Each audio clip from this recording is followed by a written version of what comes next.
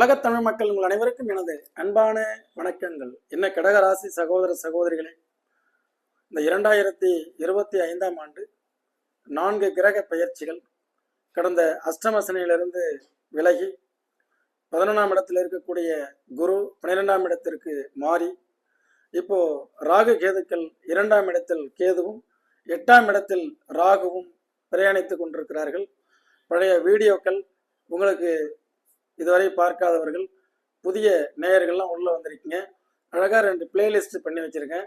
உங்கள் லக்னத்துக்கு ஒரு பிளேலிஸ்ட்டு ஒரு 40 வீடியோ இருக்கும், ஒரு ராசிக்கு ஒரு 40 வீடியோ, ஒரு 80 வீடியோவில் ஒரு 40 வீடியோவாவது உங்களை ஒரு சிற்பியாட்டம் உங்களை செதுக்கி இருப்போம். அந்த வீடியோக்கெல்லாம் தேவைன்னா 9842208655 அந்த எண்களுக்கு சென்மை பிளேலிஸ்ட் கடகம் ராசி லக்னம் எனி1 அது உங்களுக்கு தான் தெரியும். ரெண்டையும் போடுங்க, அடுத்த நிமிஷமே உங்களுக்கு அனுப்பி விட்டுறேன். அதே மாதிரி பள்ளி குழந்தைகள் 10ஆம் வகுப்பு 12ஆம் வகுப்பு இப்போ எக்ஸாம் முடிஞ்சு எல்லாம் ரிசல்ட் வந்தாச்சு. நீங்கள் என்ன படிக்கலாம், அதுக்குமே என்ன படிக்கலாங்கிற ஒரு பிளேலிஸ்ட் இருக்குது, அதையும் அனுப்பி விட்றேன். இலவசமாகவே நீங்கள் இதெல்லாம் பார்த்துக்கலாம், சரிங்களா? அதுபோக ஜாதகம் பார்க்கணும் என்பவர் யாருக்கு தேவையோ அவர்கள் என்னை தொடர்பு கொண்டால் போதுமானது.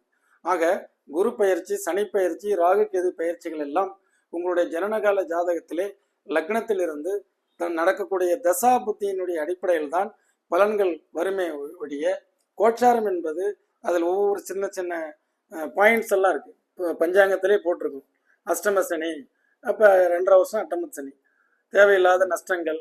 ஆக இன்னைக்கு பார்த்தீங்கன்னா ஒருத்தர் இன்னைக்கு வந்தார், அதாவது 20 வருஷமா என்கிட்ட ஜாதகம் பார்க்குறாரு. ஒவ்வொரு அடி முன்னேற்றங்களும் எனக்கு உங்களால் ஏற்பட்டது. ஒவ்வொரு முறை நான் செல்லும் போதெல்லாம் எனக்கு ஒரு நல்ல மாற்றம் ஏற்பட்டதுன்னு சொல்லிட்டே இருப்பார். இப்போ பாஸ்ட் இந்த 2.5 வருஷத்துக்குள்ளார அவர் அதுவுமே கடந்த 6 மாசத்துக்கு முன்னாடில இருந்து 5 முறை அப்பாயின்மெண்ட் வாங்குறாரு. அவரால் வர முடியல, பார்க்க முடியல. கடகராசி 5 முறை, கடக லக்கணம் கடகராசி. அவருக்கு திசையும் சுக்கிர திசை போயிட்டு இருக்கு, சரிங்களா? ஆக இந்த காலகட்டங்களில் அவர் இன்னைக்கு என்ன சொல்றாரு அப்படின்னா, நான் ஒரு தொழிலை ஆரம்பிச்சு உங்களிடம் கேட்காமலேயே துவங்கி ஒரு 30 லட்ச ரூபா நஷ்டமாகுதுங்கிறார். எப்படி நஷ்டமாகுது? இந்த சில பறவைகள், விலை உயர்ந்த பறவைகளுடைய வாங்குறாரு, அது குஞ்சு பொறிக்குது.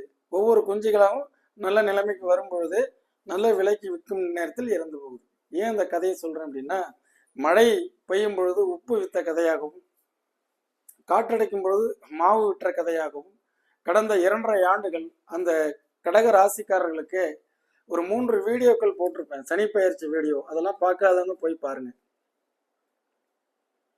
ஆக அன்பினால், நீங்கள் பாசத்தினால் இப்படிலாம் கெட்டு போனீங்க, நஷ்டமாச்சு அப்படிங்கிறத பற்றியும் ஒரு வீடியோ போட்டிருந்தேன். அதையும் நிறைய பேர் பார்த்துருந்தீங்க.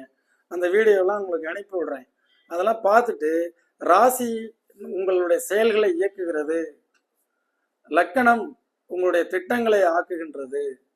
அப்ப லக்கணத்தை வைத்து தசாபுத்தியையும் ராசியை வைத்து கோச்சார பலன்களையும் அதுல ஒரு 20% இதை எடுத்துக்கோங்க. மீதி திசாபுத்தியும் கெட்டு, அந்த நண்பருக்கு திசாபுத்தியும் கெட்டு கோச்சாரமும் கெடும் பொழுது அவ்வளோ லாஸ் ஆகுது. அதே மாதிரி கடந்த காலங்களில் நிறைய ஷேர் மார்க்கெட்ல, பங்கு சந்தையில இன்வெஸ்ட்மெண்ட், இப்பவே பாருங்க, தலைப்பே முதலீட்டில் கவனம், ராகு கேது பெயர்ச்சி பலன். இது கடக ராசிக்காரர்களுக்கு மட்டும் பொருந்தும். முதலீட்டில் கவனம். ஏன்? 2ஆம் இடம் என்பது ராசிக்கு 2ஆம் இடத்தை நோக்கி கேது வருகிறார். அப்ப இந்த கிறிஸ்டல் கிளாரிட்டி ஒன்று இந்த பணம் சம்பந்தப்பட்ட விஷயத்துல இன்வெஸ்ட்மெண்ட் பண்றீங்க, ட்ரேடிங் பண்றீங்க, இன்ட்ராடே பண்றீங்க, கொடுக்கல் வாங்கல் பண்றீங்க, உண்மையை சொல்றீங்க, என்கிட்ட இவ்வளவு பணம் இருக்குங்கிறீங்க. இதெல்லாம் சொல்லும்போது அதனால் ஆபத்து வரும். ஆக இது என்ன நெகட்டிவான பலனா, பாசிட்டிவான பலனா? தசாபுத்திகள் நன்றாக இருந்தவர்களுக்கு பாசிட்டிவ். அதுவும் கெட்டவர்கள், இந்த நிகழ்ச்சியும் பார்க்க முடியாதவர்கள், போய் அருகாமையில் ஜோதிடரையும் சந்திக்க முடியாத ஒரு நிலைப்பாடுகள் விதி இருக்குமே. ஆனால் இப்போ என்னை சந்திக்க அந்த நபர் பாருங்க, 5 டைம் அப்பாயின்மெண்ட், நானே கேட்டு 2 டைம் கொடுத்தேன், வாங்க பார்க்கலான்ட்டு. வர முடியலையே. ஆக வர முடியாத சூழல் வரும்பொழுது, இந்த 2ஆம் இடத்தில் கேது வரும்போது முதலீடு செய்வதில் கவனமாக இருங்கள். பங்கு சந்தையாக இருக்கட்டும், ரியல் எஸ்டேட்டாக இருக்கட்டும், வட்டி தொழிலாக இருக்கட்டும், வியாபாரமாக இருக்கட்டும், ஏற்றுமதி நிறுவனமாக இருக்கட்டும், எந்த துறையாக இருந்தாலும் அதில் பணத்தை முதலீடு செய்வதற்கு முன்பு உங்களுடைய ஜனகால ஜாதகத்தை எடுத்து அதனுடைய அடிப்படையில் நல்ல தசாபத்தி நடக்கிறதா, கொடுத்தால் திரும்பி வருமா, 2 குடையவனும் 8 குடையவனும் பரிவர்த்தனையாக இருக்கும்னு வைங்க. உதாரணத்துக்கு விருச்சிக லக்கணம், கடகராசி, இந்த 2 குடையவன் 8ஆம் இடத்துல குரு இங்க இருந்து, 8 குடைய புதன் 2ல் இருந்து, இப்ப சந்திரனுக்கு 2ல கேது வரும்பொழுது அந்த திசாபுத்திகள் நடக்குமே. ஆனால் அப்ப இன்வெஸ்ட்மெண்ட் பண்றது, ஷேர்ல பணம் போடுறது, ட்ரேடிங் பண்றது, ஓனாக ட்ரேட் பண்றது, இதெல்லாம் நஷ்டமாகலாம். ஒரு கடகராசி வீடியோவில் ஷேர் மார்க்கெட்டில் கடகராசிக்கும் ஷேர் மார்க்கெட்டையும் எதுக்கு என்ன சம்பந்தம், அது இவருக்கு ஒன்றுமே தெரியலங்கிற மாதிரி எல்லாம் அனுபவப்பட்டதானே தெரியும். உங்களோட இன்ட்ராடே எப்படி போகணும்னு எனக்கு தான் தெரியும். அது மாதிரி படிக்கக்கூடிய பள்ளி மாணவ மாணவிகள் அப்படியே நல்ல நினைவாற்றல் உடையவர்கள்லாம் ஆயில்ய நட்சத்திரம். இப்போ சுக்கிர திசை போயிட்டு இருக்கும், உங்களுக்கெல்லாம் எந்த பெருசாக கெடுதல் இருக்காது. அதே மாதிரி பூச நட்சத்திரம் கேது திசை போகும், கேதுமே 2ஆம் இடத்துல இருக்கு, ராசிக்கு 2க்கு வருது. இப்போ போய் எங்கேயாவது பணத்தை கொடுத்துட்டு ஏமாந்துடாதீங்கன்னு தான் சொல்றேன். ஒரு நிகழ்ச்சி ஒரு அவேர்னஸ் ஏற்படுத்தணுமே ஒழிய இதில் நீங்கள் எப்படியுமே உங்களுக்கு நல்லா ஆக ஓகோன்னு நமக்கு சொல்ல தெரிய மாட்டேங்குது. எனக்கு 2ஆம் இடத்துல செவ்வாய் இருக்கிறதுனால எனக்கு தெரிஞ்ச உண்மையை பேசும், அவ்வளோதான். பொய் பேச தெரியறதில்ல. அந்த உண்மையை சொல்லும் பொழுது செவ்வாய் உச்சம் பெற்று இருக்கும் பொழுது இதெல்லாம் நீங்கள் அவசரப்பட்டு இந்த இன்வெஸ்ட்மெண்ட்டுக்குள்ளார போகாதீங்க. போகாமல் இருந்தீங்கனாலே தப்பிச்சுக்கலாம்.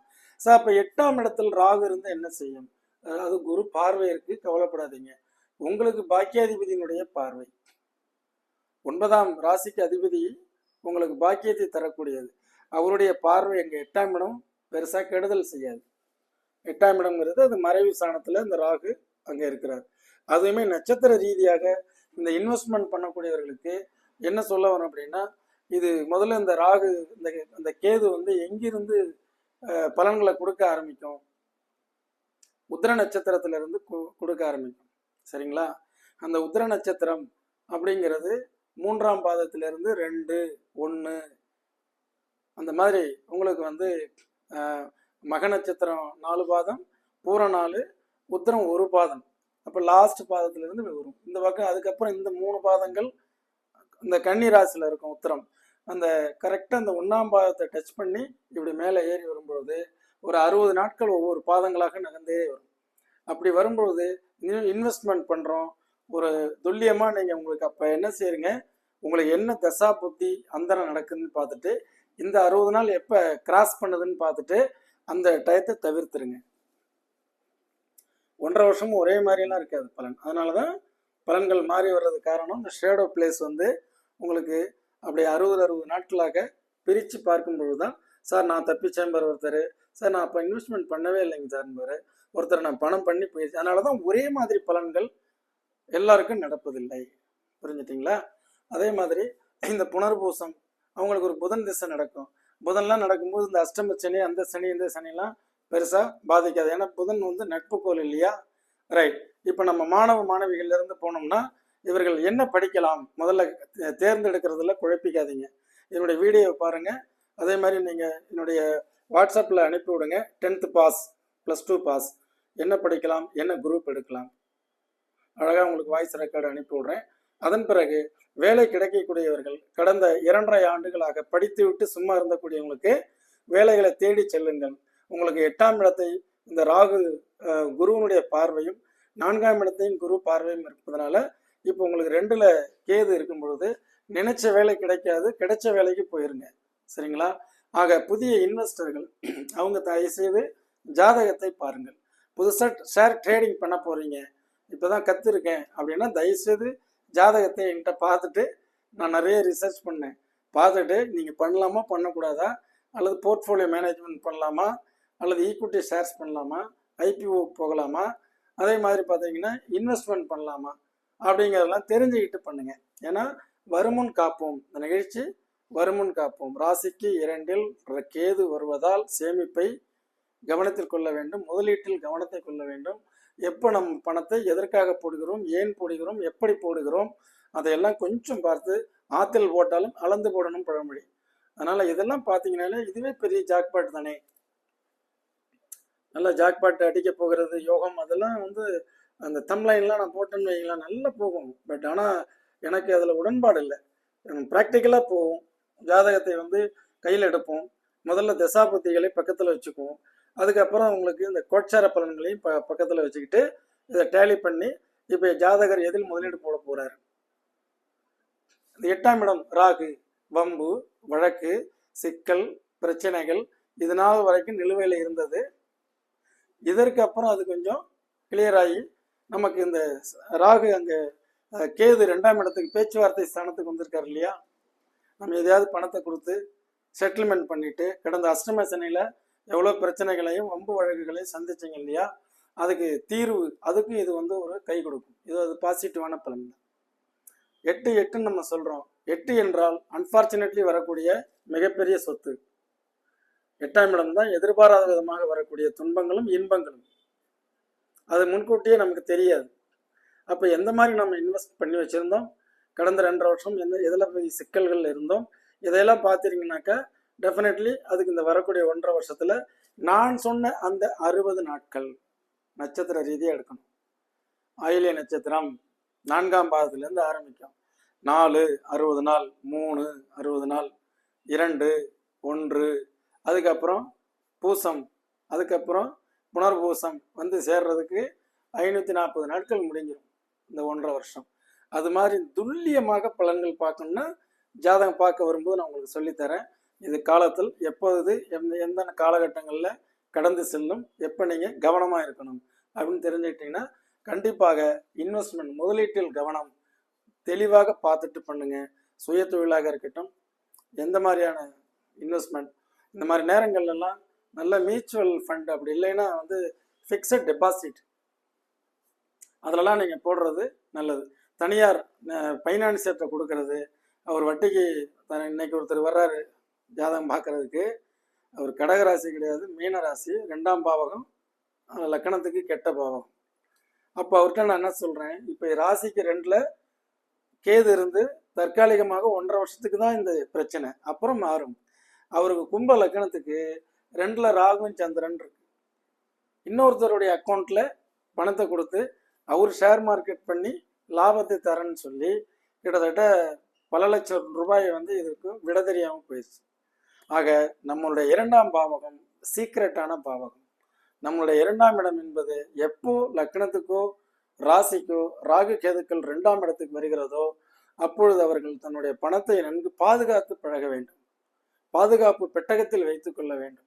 அந்த நேரத்தில் எடுத்து நாம் இன்வெஸ்ட்மெண்ட் நம்ம பணத்தை வெளில போடுறோம் அப்படின்னா டோட்டலாக அந்த காலகட்டங்கள் நம்ம ஏமாந்துருவோம்.